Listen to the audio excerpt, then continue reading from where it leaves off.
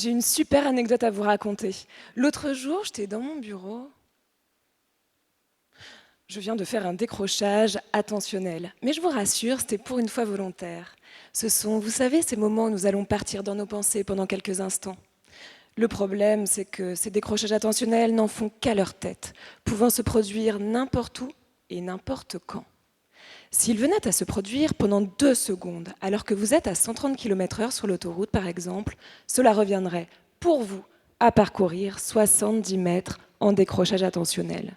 Les conséquences peuvent donc être dramatiques.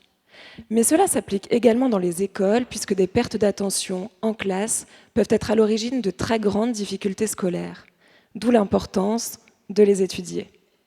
Eh bien, ma thèse en neurosciences consiste à comprendre pourquoi et comment ces décrochages attentionnels se produisent dans notre cerveau afin de pouvoir agir dessus, c'est-à-dire trouver des moyens qui nous permettent de lutter contre les effets néfastes qu'ils peuvent avoir dans notre vie.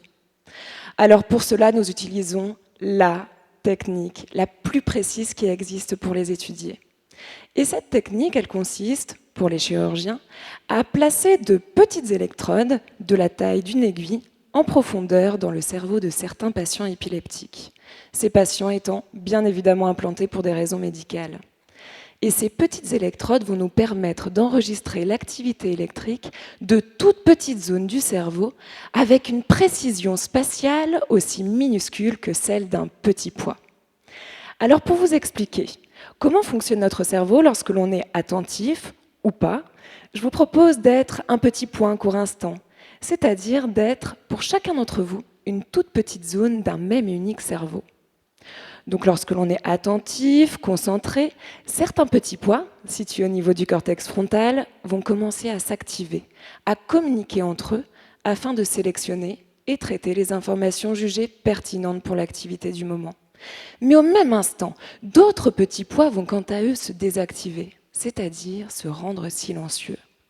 Et cette compétition entre ces deux types de petits pois va nous permettre d'être attentifs. Eh bien, les premiers résultats de ma recherche montrent que lorsque nous avons un décrochage attentionnel, les petits pois qui devaient se taire vont en fait commencer à s'activer, à communiquer entre eux, ce qui va provoquer un brouhaha dans notre cerveau, nous amenant à basculer dans nos pensées.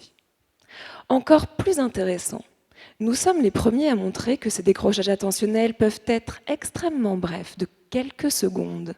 Ceci indique que notre attention peut nous échapper beaucoup plus souvent qu'on ne le croit et représenterait jusqu'à la moitié de notre temps censé être dédié à l'activité du moment, c'est-à-dire pour vous, à m'écouter. Alors finalement, on peut dire que je vous aurais présenté ma thèse en 90 secondes. Merci Mathilde Péton.